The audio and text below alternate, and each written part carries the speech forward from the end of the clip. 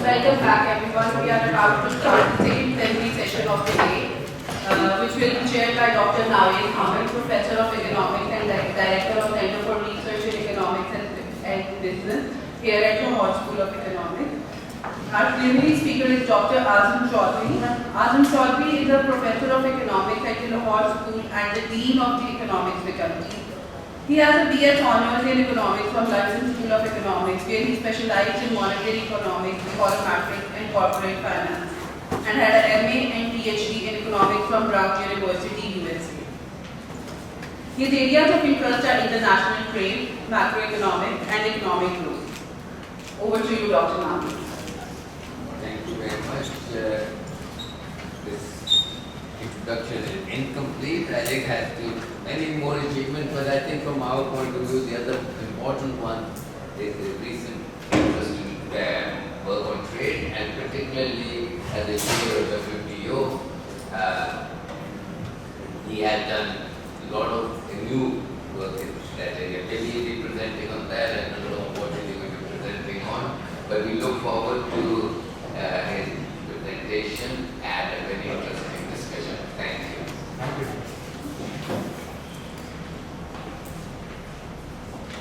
Thank you very much. After lunch is always tough, but I'll just warm up back for the interesting papers on trade which we're going to have in the next session.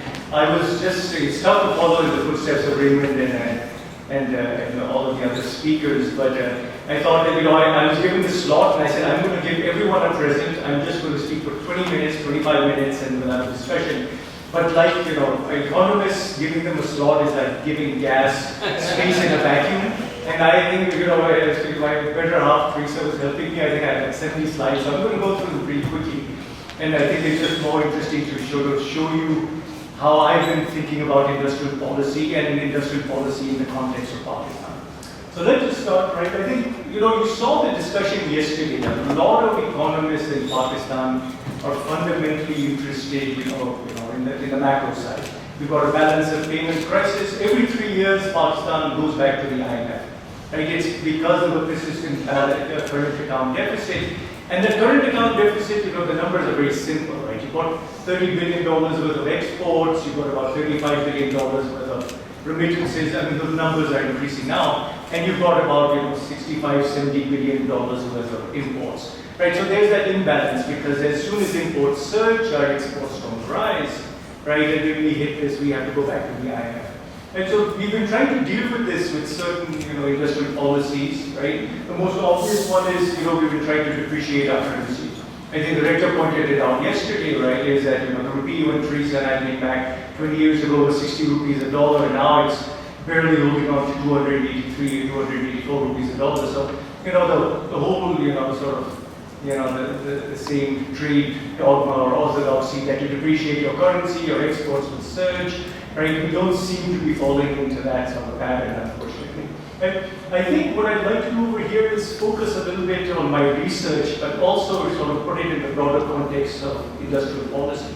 And then sort of show you how I've been doing it, through experiments, trying to see the impacts of certain industrial policies. And then, I think Raymond and I discussed yesterday is what has been the actual impact of this research. I think the end goal of all of us is not just to write papers, but to influence policymakers and what impact there has been. So let's start out with that.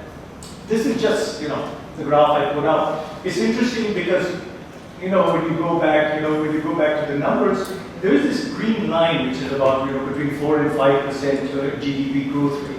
Right? What happens is every time GDP growth goes above there, we have this surge in imports, right? Exports remain pretty stagnant, right? So what actually happens is, this always happens, It's not that the Pakistani economy doesn't have the productive capacity to grow, higher than 5%. It is every time we grow higher than 5%, right? This trade imbalance, right, causes us to go back into an IMF policy, slam on the brakes, contractionary fiscal policy, whatever you have, monetary policy, etc.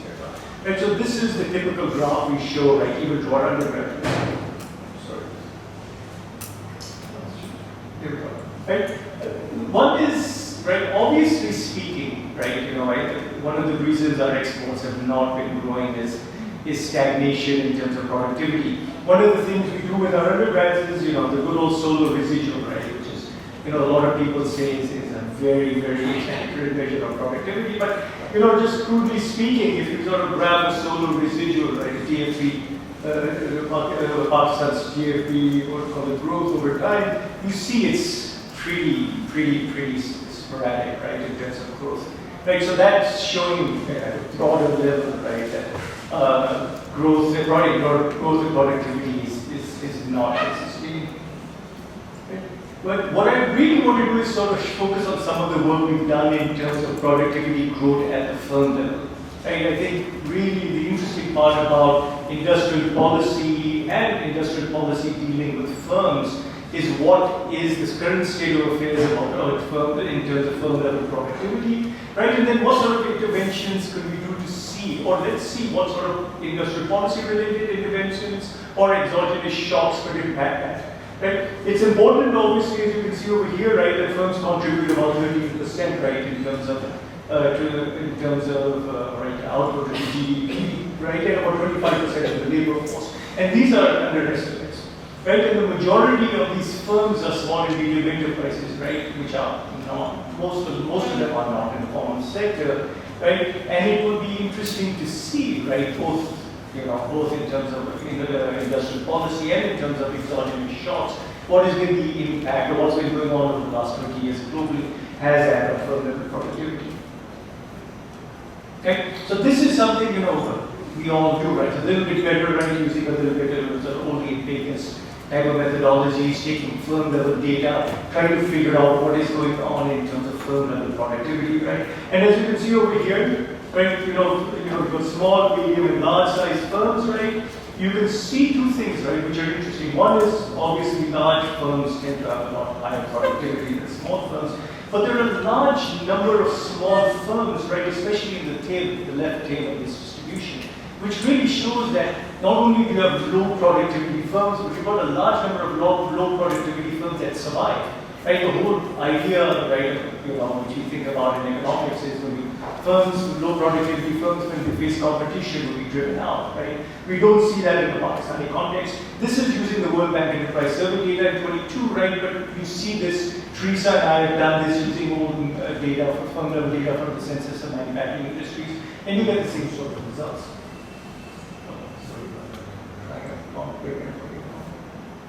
Here we go.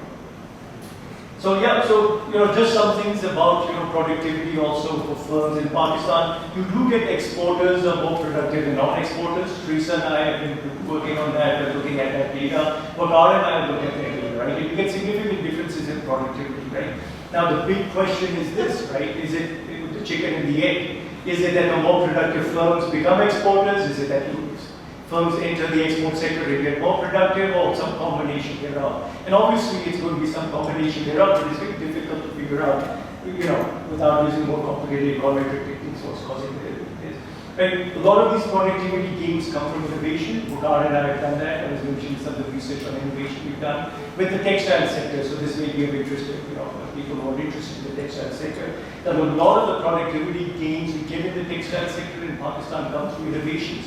And the innovations which I'll discuss later are a wide range of innovations. Wakar and I have looked at process innovations, product innovations, organizational innovations, right? All of them have separate impacts, right? The one big issue, right, is this, right, which is Pakistan's exports. Raymond pointed it out, right? A lot of developing country exports are focused on textiles and especially apparel. Pakistan is no exception, right? So you get this huge, 60% of our exports are in the from the textile sector, right? And you get this very narrow group of countries to whom we're exporting, right? It's quite funny, which is, I obviously, you can see more about this Pakistan-India skirmish, right?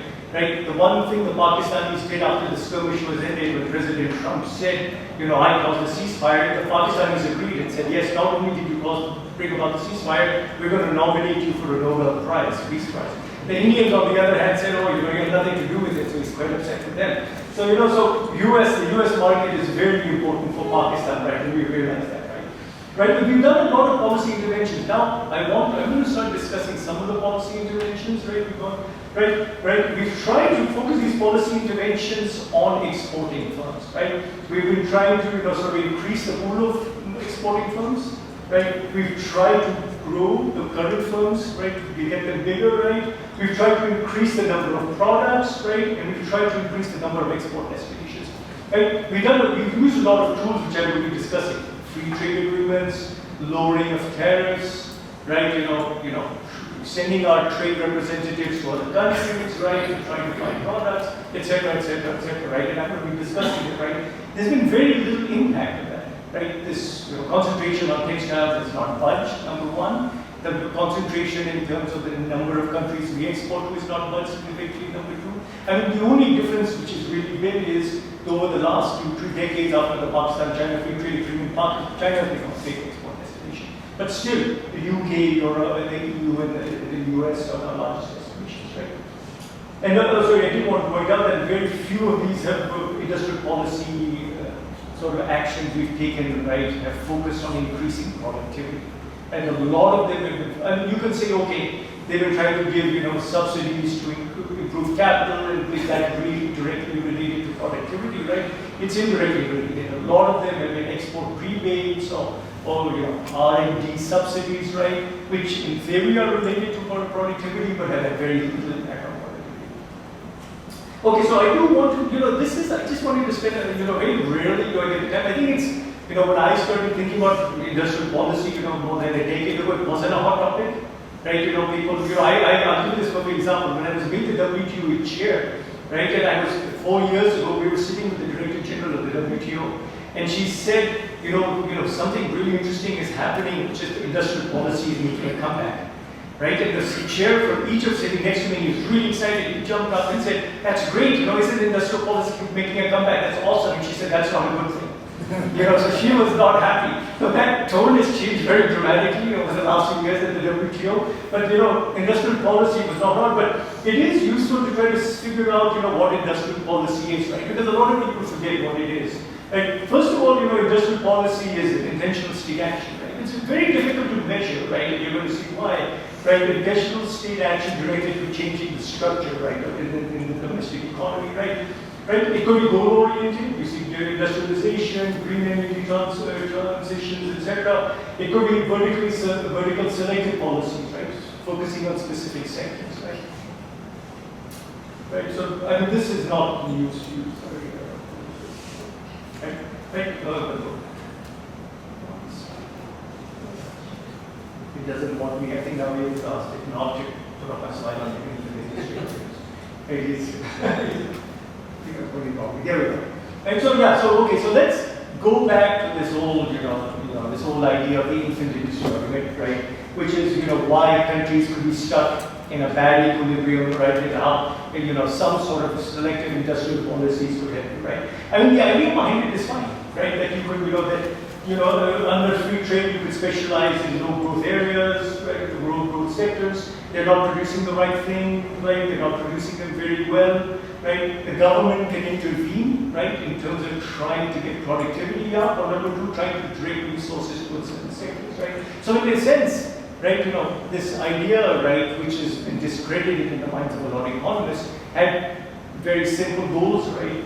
The next big question is this, which is why, and there are a lot of reasons why it failed, right? But you can say, right, that there were a lot of information failures and asymmetries, right? That's number one, right? Number two is there's a very, very strong viewpoint which has been coming across, which is now sort of at least having getting some counter arguments from the international financial institutions, right, that industrial policy is ineffective. Right? I can give you the case of Pakistan, right? Which is whenever you talk to the international financial institutions in Pakistan, who are dealing with Pakistan, they say the best industrial policy is no industrial policy. It's very simple. They don't mince any words. And when you're an IMF program, then they don't allow you to allocate any significant resources towards those policies, right? And there is this deeply held, we've discussing, a deeply held belief that trade is conducive to growth, right? And we showed. Right? That's not necessarily the case, both in terms of overall growth in trade and in terms of the asymmetric impacts of what call it trade on various groups within a country.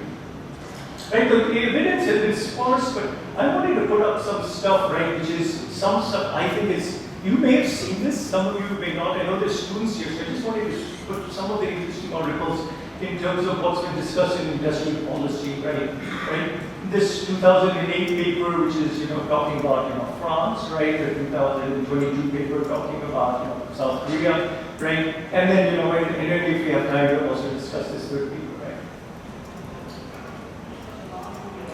Okay, so this was exciting. I thought, really this was one of the, more recent papers, a few years old now, that really looked at what has been the impact, right, of, you can say an actual historical event which resulted in protectionist industrial policy on industrial output and growth of the sector, right, in a major country. And this was focusing on France, and this was before during the Napoleonic War, right? So some of you have seen this, right? It's a bit of a repetition, but I do want to mention this, which is what happened over here was this, right? You had this case where you had England, right, industrial revolution, producing a lot of the textiles, right, producing higher quality textiles, producing them at a lower price.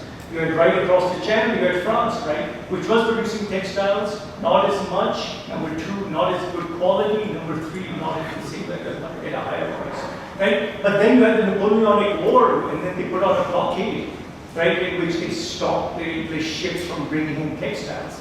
And then you saw there were points of smuggling, but that that allowed enough geographical variation for you to identify the impacts of this blockade or this policy change. So that's basically what happened. Right? Again, what you do is you find that, right? This is just some of the stuff that you can see. Right? This is quality and this is price, right? And you can see the English, what we call it cotton yarn, right? Was produced, higher quality cotton yarn, right? And also at lower cost. Right? So this was right, before the blockade. Right? And then you get this, right? So this was right before the blockade, and this was after the blockade. And you get this very interesting situation, whereas, right, when you had a lot of these areas over here, right, which were especially susceptible to British exports, English exports, right? You were getting a lot of these exports into these ports. A lot of them were blocked, right? So then you got this geographic variation, right, which then they used, and then they found very significant impacts, positive impacts of this. And the interesting part is not only just short-run impacts, right? You can say, look, you had this short-run blockade, right? It obviously led to more textiles, more yarn and textiles produced in France, right? But again, that's what you get over here. It's subject to high protection levels, right? Increased capacity. But you get this long-run effect. Even after the blockade, you get this significant, right, sustained impact, right, on the French textile sector, right? And one of the things we talk about over here is why did this work? I think this is an important lesson, right, potentially for industrial policy, right? The differences respond, right? So so I think that's the first thing, right, in terms of the technology, right, the initial differences.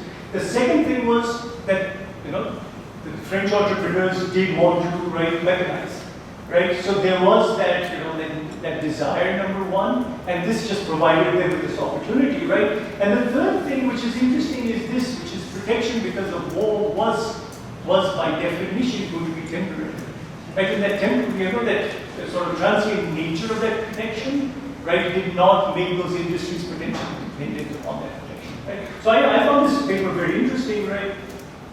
The other paper, right, which is also Lane's paper from 2022 of Korea, right, looked at the case where South Korea, right, was not at that time producing very many goods, and the goods they were producing were very low in terms of both value added and in terms of complexity, right? A lot of economists, right, the South Koreans came up with a plan, right, that they were going to focus on heavy industry, right, invest massively in heavy industry, right? A lot of people thought it was crazy, right? The World Bank said we're not going to give you money for it, right? Okay.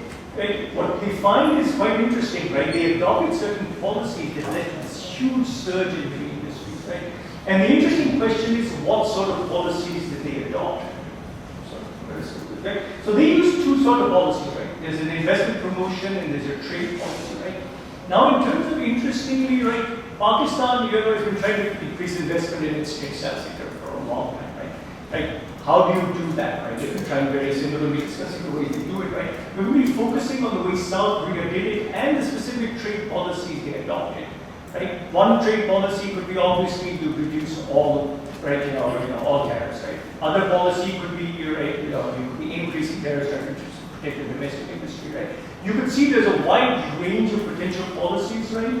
Right? What they really did was, one is they focused heavily on tax and lending policies, right? So to these sectors, you see a very significant what we call a difference between, as you can see over here, these are the sectors in red which they were targeting, right? Very significant differences in tax rates on the targeted versus non-targeted sectors, very significant difference in lending.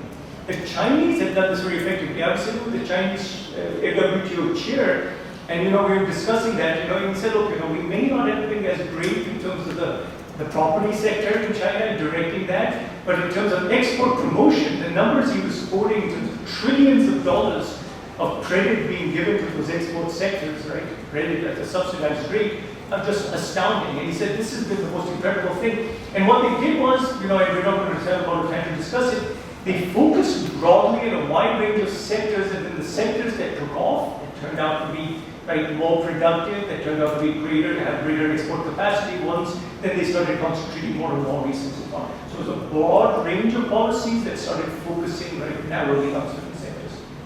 And even on certain firms, not just on sectors, but on firms.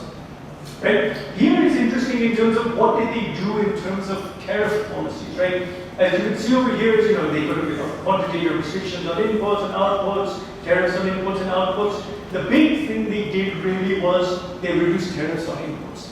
Now the Pakistanis have been recently trying to do that, and I'm going to be discussing that as an industrial policy experiment the Pakistanis tried to follow for 1 year, and I'm going to show you what happened when we discuss what happened. It's a funny story, but the Pakistanis have been trying to do that, right? Which is everyone has been saying, even now to his credit, and everyone has been saying, look, to the government, reduce tariffs on imported inputs for exporters, and you're going to get high quality exports and growth in exports, right? This is what created.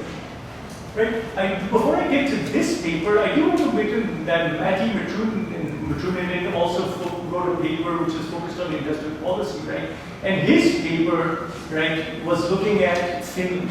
And that's a fascinating paper because Finland, after World War II, as part of its preparations to the Soviet Union, had to give the Soviet Union massive amounts of what we call it industrial output.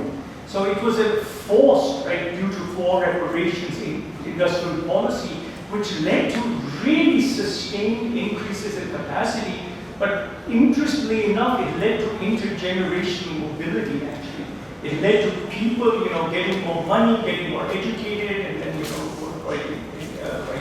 then, and going from middle class to, lower middle class to the middle class, etc. But this is another policy, another paper where they look at, trade policies. I do recommend, if you're interested in trade policies, looking at the global trade alert. It's very difficult, right, to try to interpret what's going on with the global trade alert. The global trade alert is basically, taking all countries and all instances where those countries have announced some sort of trade policy, right? And it's very difficult. So, if you can't really compare as well. I reduced tariffs by 50% versus I've given, this amount, a little bit of credit to the sector, right? It's tough to figure out the magnitudes of different trade policies, but you can figure out the number of instances of trade policies which is being used by countries based upon this analysis, right? And you can see, and what they found really was this, right, which is, these authors, right, that industrial policy is common, and this was really a few years ago, and is on the rise. Industrial policy is very technocratic and granular, focusing on very specific industries and firms, right? They find that also. It's unevenly used, right? It's used heavily towards rich countries. So this idea that it's developing countries that have been using industrial policy and misusing it is not correct, right? At least that's what the evidence says, right? And it's really correlated with comparative advantage. Right now, that sort of doesn't agree with the story of Korea, which I can show you, because Korea had no comparative advantage in heavy industries.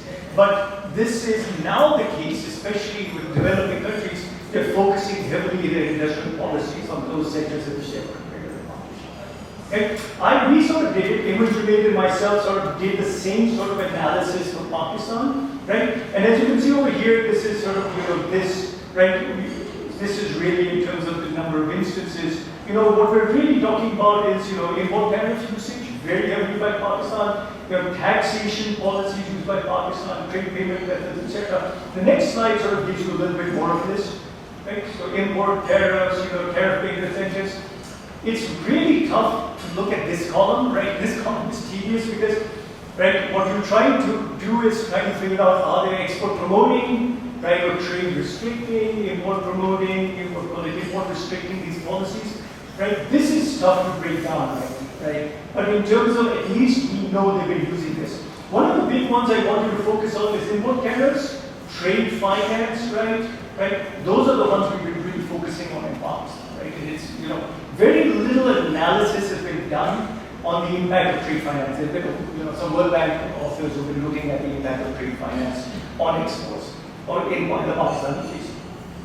Okay, so this is the sort of stuff we've been doing, right? This is, very crudely speaking, we've been doing it over the past 20, 30 years, right? There's, we've been signing trade agreements. The trade agreement with China was signed in 2006. Our government, I don't know, maybe it's a wise decision. Everywhere our Prime Minister goes, he wants to sign a free trade agreement with that country. He goes to Uzbekistan, I want to sign a free trade agreement. He goes to this country, that country, goes to the smallest countries. He's like, we're going to sign a free trade agreement, right? So there is this belief within the government that the secret to getting exports up and getting out of this low export trap is to sign free trade agreements. Reduction in tariffs, right, with a special focus on inputs for exporters. Subsidized energy, right? Now this is a double-edged sword, right? Because it did help exporters, but then they became extremely dependent on the subsidized energy and electricity, and that's been cut off. But there's huge lobbies, right? Industry lobbies that are asking for some sort of energy subsidies. So tax exemptions, rebates, subsidized credit, right? These are the things we've been using over the last 30 years. So let's talk about some of the stuff, right, which I've been doing, right? So, with Teresa, with Wakar, with a colleague here, one of our PhD students who's now at Edinburgh, right? Let's try to see what has been the impact of tariff reductions, right? In the case of the 2006 free trade agreement, right? And instead of looking at it, just in terms of trade volumes, look at it from the perspective of using firm level data. So we use firm level data and we use transaction level data, customs data to try to figure out what happened with these firms. Right? So you do see Pakistan's imports from China surge, right? A huge surge, right, in Chinese, what we call it Chinese imports, right? China's imports from Pakistan did not increase, right? And I talked to my Chinese colleague and she said, don't worry, everyone faces that. Eventually you're going to make your own TVs and cars and washing machines. I'm keeping my fingers crossed. We've been waiting for a while, right? But she said, don't worry, but there's this huge surge mostly, in consumer durables, but everything. Very huge impacts in terms of labor displacement, right? Okay, right, so what we did was, right, one of the papers Teresa and I did our work on was, we said, look, let's see firm level data and let's try to figure out two groups, right? Let's say control and treatment group, right? The treatment sectors are those sectors that are now facing Chinese competition, right? The controlled sectors are those sectors which are not treated facing Chinese competition, right? So that's what we said, right? Pakistani sectors would remain more vulnerable, right? Are the ones that are facing the Chinese competition compared to other sectors who are not, right? And let's try to figure out what's been going on over time, right? We see greater imports, lower productivity, lower value added, right? And similar trends in employment in number of firms, right?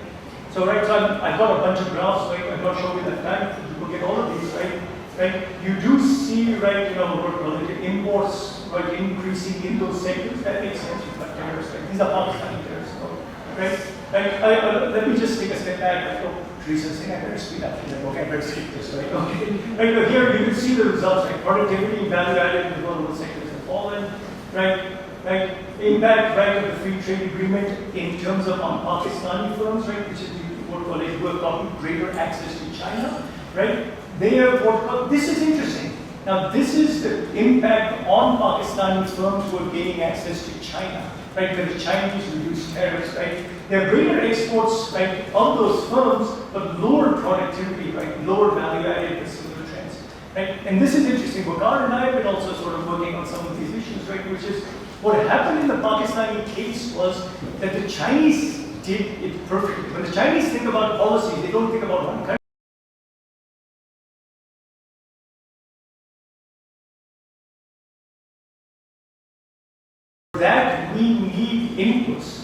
what they did was they lowered the tariffs on Pakistani and the ASEAN country, what's called it, tariffs on those imported inputs that would feed into their apparel sector. So the Pakistanis were not given access to the Chinese apparel sector. They were given Chinese access to the Chinese market in terms of spinning and weaving, cloth and yarn. And so what you saw, a lot of these firms that even were making apparel and sending it, switched to making yarn and cloth. Right? It's quite interesting. You know, so that's what happened, which is the TFP felt, you could say, the temporary fall because it was such a product, but it definitely did. Okay, so I'm not going to spend too much time because Teresa's seeing me, then I will run out of time. How much time do I have left? Go back one slide. Go back one slide. How Teresa. about this one? Okay, Teresa likes this one. Okay, yeah, so this is interesting, right, which is, right, this is productivity gains. I'm sorry, this is an important one, right? One of the things we also looked at was the impact of productivity of greater market access, right? And you could see, right, which is, you know, on average, tariffs fell between 7.5% and 10.5%, right? The textile manufacturers increased their exports, right? Product quality rose, right, and the number of firms really didn't change, right? And, right, even if there was, right, for some of these manufacturers increases in productivity, as compared to other instances of where free trade agreements have been signed, these productivity increases were pretty minor. Right, so I mean, so this is a lot of the work Teresa and I have been doing is the impact of trade agreement, free trade agreement, right, in terms of quality, in terms of productivity, right? Wakar and I have also looked at some of that stuff in terms of employment. Okay, yeah, so this is just other countries which are trying free trade agreements, right, have found much larger impacts in terms of productivity, right? Right, but I'm just going to switch over here, right? I'm sorry. Right, I did want to show you this, right? There were spillovers, right? I mean, one of the things which we did was greater access to China did lead to productivity spillovers, right? And as you can see over here, right, you know, for upstream and downstream firm, right? But really, you know, the really positive, significant impacts were for upstream firms, right? The downstream non-exporters. Okay, so let me just jump in terms of some of the work Wakar and I have been doing, right? So one of the things the Pakistani government is trying to do, R&D subsidies, etc., is to promote innovation. What Wakar and I have been trying to look at, right, is the textile sector to try to figure out the types of innovation and the impact of that innovation, right, on productivity and on employment. So let's see here. All right, let me just go to this slide, right, which is what we find is this, right, which is, right, innovative firms experience higher labor productivity growth, employment growth, right? But it varies by type of innovation. Right? So when you break it down into product innovation, process innovation, and organizational innovation, the impacts are quite different, right? Engaging in knowledge creation has a significant impact, but I do want you to focus on this third bullet point.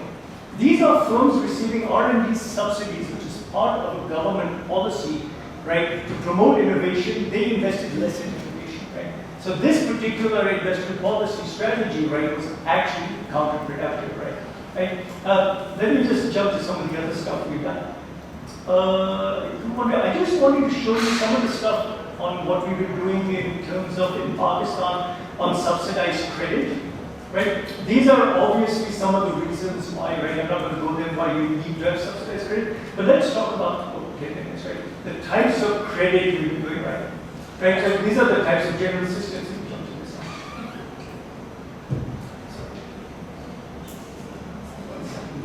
So these are the major schemes, right, in Pakistan that we've been pursuing. There's the export financing scheme, there's the long-term financing for fixed investment scheme, there's the export development fund, and there are some other tools which we've been using, right, which is, you know, there's export guarantees under this newly created Exim Bank. The World Bank is giving us a bunch of money, right? So, right, this is for EFS is for short-term working capital. The LTTF is for machinery and long-term investments, right? The EDF at the moment, right, is now developing, right? At the moment, it's being used to just fund people to go abroad for trade fairs, etc. But they want to try to, you know, promote innovation. Not much going on over there. What they found was this, and this is some researchers at the World Bank who were looking at data, like shipment level data and loan level data, that the EFS did raise exports by about 7%. The LTTF was more right, and the LTTF by about 8 to 11%, which is not bad, right? The LTTF was more cost effective, right? And the schemes were called it, you know, enhanced intensive margins, more than the incentive we'll get into that in a second, right? The big thing is this, right, which is a very narrow usage of this, right? Only 5.6% of firms, right, use the EFS, and less than 1% in this, right? So the EFS may have accounted for 17.4% of exports, but a tiny proportion of firms, which just shows, right, which is heavy concentration, right, of exports, right, on a limited number of firms, right? Right? Why were there so few? Right? CDPR came up with a very interesting report discussing right, strict eligibility, and it makes sense, right? If you've got non-exporters who tend to be smaller, right? They're not either going to have issues in terms of being able to give collateral, strict eligibility criteria, they won't be able to meet, right? Refinancing limits, etc., right? And procedural hurdles. I didn't want you to see this. And so 86% of the LTTF and 63 went just in exports. Right? So what you've done is you've focused very heavily on this particular strand of industrial policy on the textile sector, right? Right? And it is skewed very significantly to this, right? And, has it been successful or not? When you talk to the IFIs, they're like, it's not been successful at all. Right? It's not good value for money, right? Just appreciate your currency, right? Allow higher quality imported inputs, right? And you don't have to worry about these sorts of things, right? All right, I did want to put this up, right? Which is why is exports financing so difficult, right? We just came out, this is a year after we had something like the range of 20 to 30% inflation. Interest rates were above 20%. Obviously, most firms could not borrow, right? All what call it, government borrowing has to come from commercial banks. It squeezed a lot of the lending to the private sector, right? And there is this, really strong viewpoint being pushed by the IFIs to policymakers, right?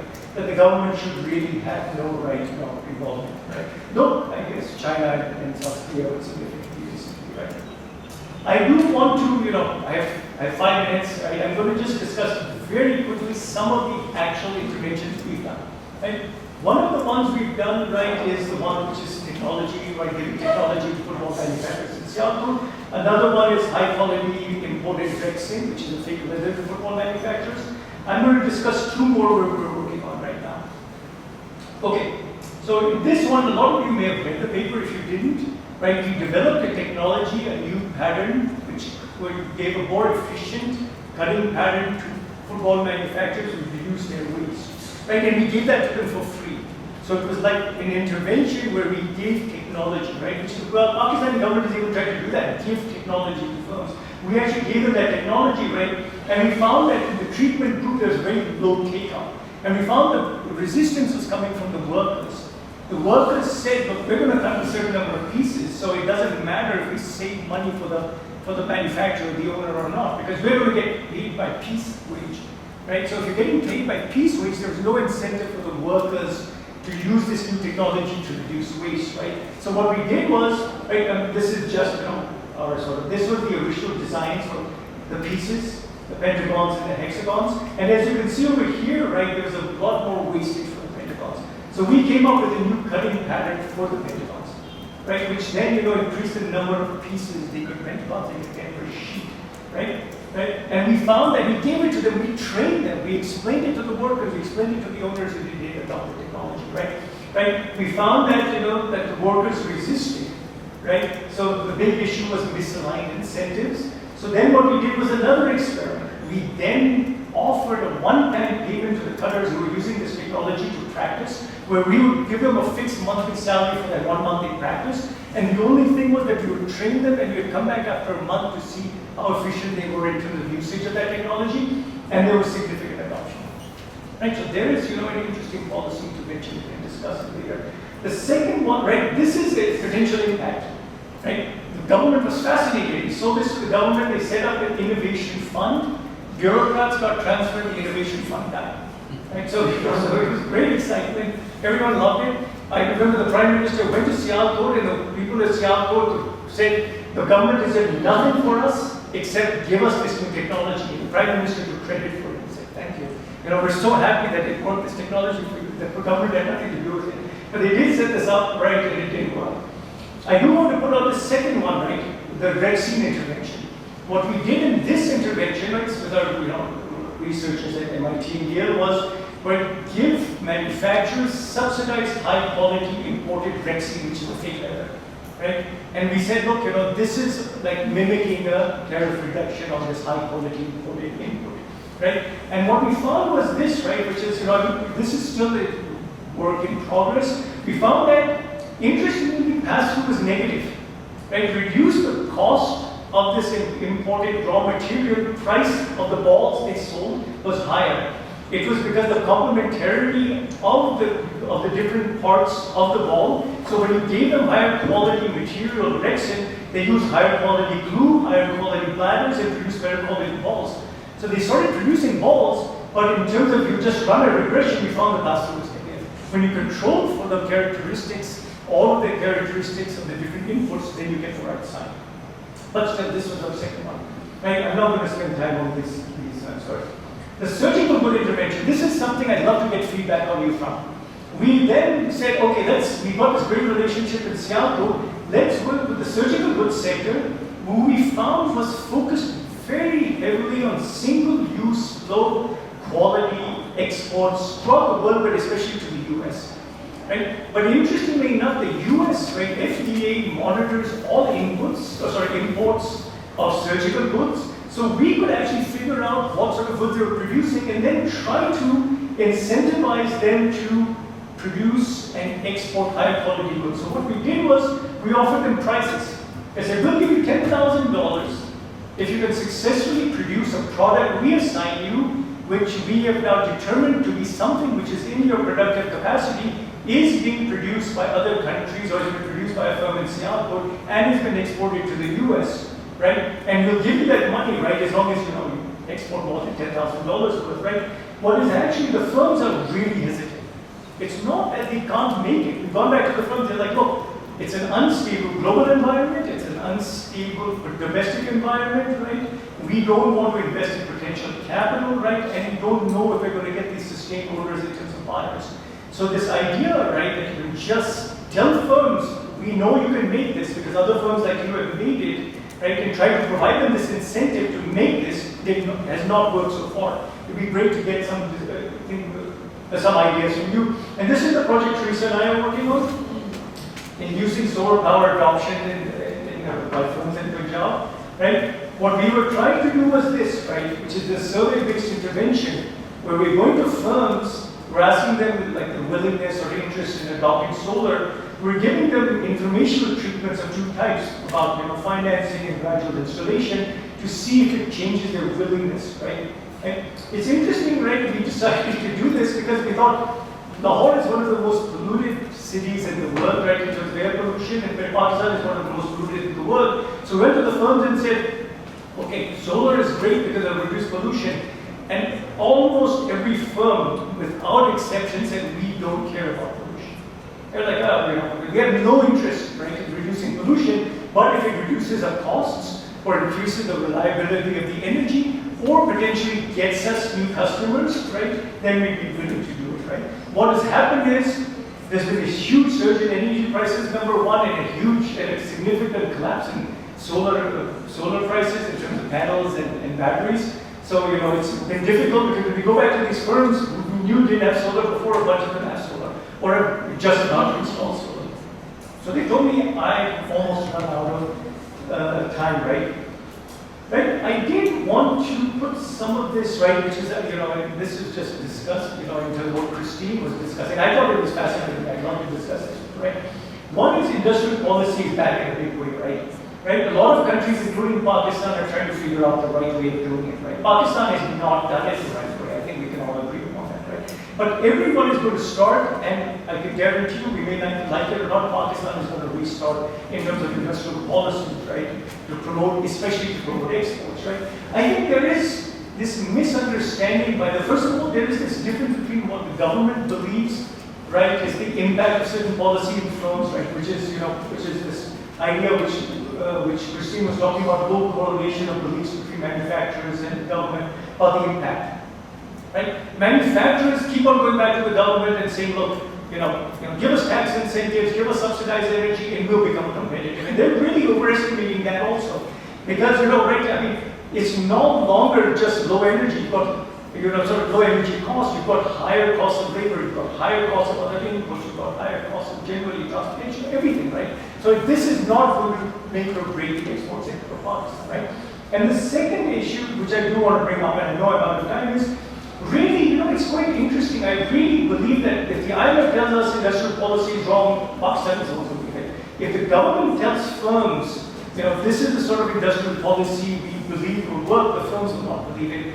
I really believe, right, things which are, growing areas like the CBAM, the Carbon Border Adjustment Mechanism, which is on the European side, which will put, right, which will put, certain part or certain tariffs or at least certain charges on exports coming into the EU based upon carbon emissions. That is something that will convince Pakistani exporters to potentially adopt solar energy, because you have to tell these, these buyers, right, this is how we're addressing this issue, right?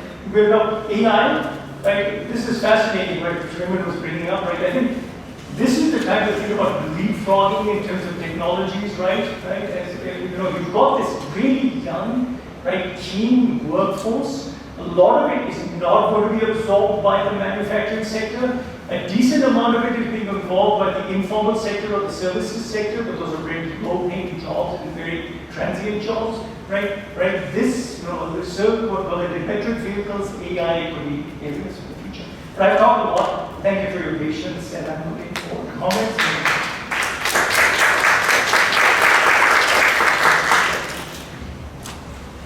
Thank you, Azam, for the very fascinating survey of the work that you've done and of the area. I'll open it to questions, then.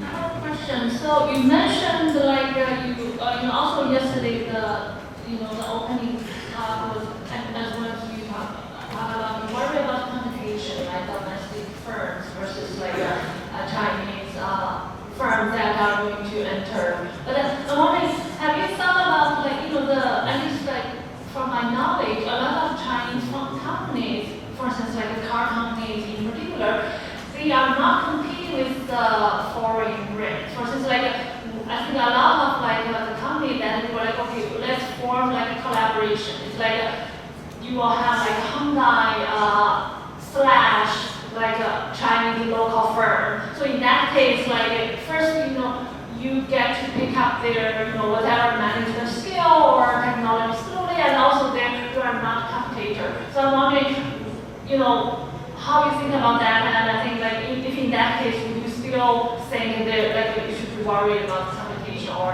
it's more kind of like an opportunity for collaboration? Thank you. Any other questions? Your discussion. Thank you. Yeah, that was great and very inspiring and provoked lots of thought. I'd love to see the copies of slides if I could have them. The one thing that I have lots of things that I could say probably, but one thing that really kind of struck me was that when you describe the industrial policies, both in the actual implementation and in potential, there was still nothing really there about workers or supply side factors or anything. So could you just comment a little bit on what the prospects of that would be for Pakistan and how viable that would be? Yes, so again, you're really fascinating, and I'd love to talk more about the implications, this mismatch. But I just had a thought, which you may want to have thought about already, but even what you were saying about hesitancy in engaging in starting to create new products. I was wondering whether you had tried to convince anybody to basically subsidize an insurance program. So yeah, I think that should be an obvious, I guess. Thank you. But please stick to your remarks. Do you want to ask a question? Or, yeah, please come forward. Oh, you got the mic. So my question is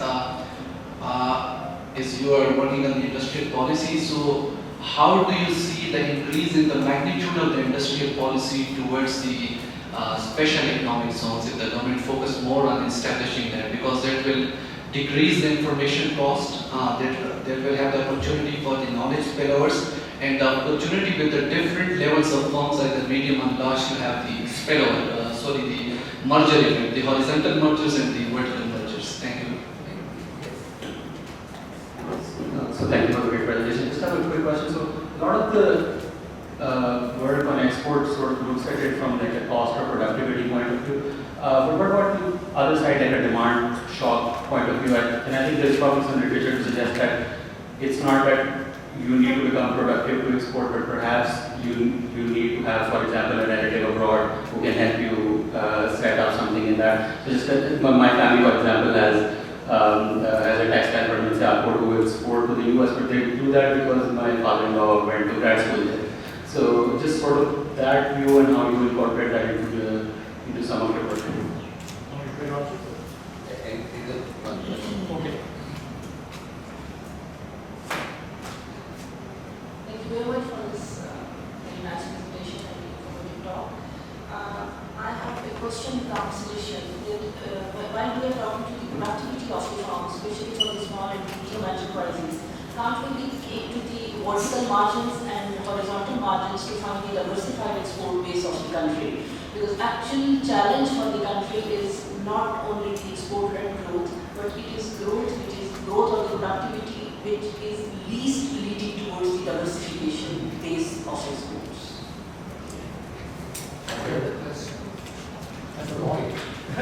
No, I think we want to finish off. Okay, so after this, okay, so let's going back to the first question, which is sort of related to special economic zones, right? Right, which is the example of course is actually a great one in the context of Pakistan.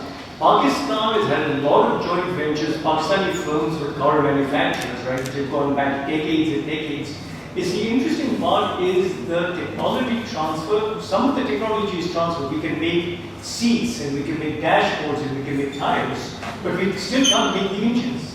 And we, so the interesting part is it lack of skill in terms of the workers? Is it lack of understanding of the technology? Is it inability to absorb that technology? Is it just an opportunity to use what the technology is not being transferred, right? So I agree with you, which is there are a lot of constraints. I mean, you gave me this perfect example, which is China started, importing all the consumer, electronics from Japan, and then they started producing them, the basic ones, Pakistan still has not been able to get master that technology now. It may be a significant gap in terms of the human capital, right? And it could be very significant in terms of capacity, in terms of domestic productive capacity. Right, so there could be various issues. That relates to the question on special economic zones, because the Chinese have actually just said that one of the biggest Chinese textile manufacturers has said, I'm going to come up and set up a unit, a textile manufacturing unit in a special economic zone that's going to make a few million articles of some apparel a week. And the first thing that was everyone's response was the Chief Minister of Punjab said, that's great. And the textile manufacturer said, hold on for 1 second. I don't think we can compete with some Chinese bringing in new technology, right? Because I don't know if you've had a chance to visit Pakistani firms, when you go to these football guys or the surgical guys, they're using technology that's 40 years old. When you're going to the surgical guys, some of them are using, CNC machines, right? And some of them are using 3D printers, but not a lot. So the technology is pretty old, right? And the Chinese bringing in technology as a joint venture, I think is very exciting, but it has not happened right now, at least not up to this point over the last 10 years. There have been a lot of questions, sorry, right? Let me just see, right, in terms of, I'm sorry, what was your question in terms of, was it industrial policy? There was no labor component. There is no, there is in all of the industrial policies the Pakistanis have made, there have been absolutely no labor components. And it's quite interesting because one of the things, I've been trying to do in terms of the government, right, is to convince them that, one of the binding constraints in terms of increases in productivity is human capital, right? And they have no interest in that. It's quite interesting that they have a lot of tools at their disposal. There's training for workers, something called TEFTA. There's this, there's that. There's a huge amount of training programs. Very few of those training programs are focused on sectors or even export sectors. I mean, the Chinese did it. I mean, the Chinese set up manufacturing hubs and set up universities and training institutions that only cater to those hubs. The Pakistanis and all of their industrial strategies may be being driven by what we've heard in terms of orthodox economics, and then look, let the market take care of it. If, workers need to be trained, the market will take care of it, and it's a complete market failure. Right, I'm sorry. There was a question, Christine, on. Or a suggestion like about. Oh yeah, of the insurance. Yeah, I really like that idea. Maybe I'll discuss that actually, right? Maybe it's tough to convince the government of anything. We've been trying to talk to them. We've been trying to do some other creative ways, in terms of insurance, number one, right? Number two is maybe try to help them find buyers. Two of the guys who are involved in this project, Ahmed Khandelwad and David Atkin, who had done that RCT with rug manufacturers in Egypt. So they get, the demand side shock, right, where they got buyers for these Egyptian rugs and what impact that had on output and productivity and all of that stuff, and also quality of the rugs. Right, so that's one of the things we're also thinking about. But thank you for that suggestion. Right? I think that's really useful. I'm sorry, I'm not sure I answered all of them. If anybody's question hasn't been answered, please let him know. There was something about sort of hesitancy in creating new products, right? I think there is this, right, and that was sort of related to what Christine is also doing. Right? My instinct is this, right, and I think, we were discussing this again at the dinner table yesterday. It's a hesitancy in terms of uncertainty about demand. It's a hesitancy in terms of uncertainty about the domestic policy environment.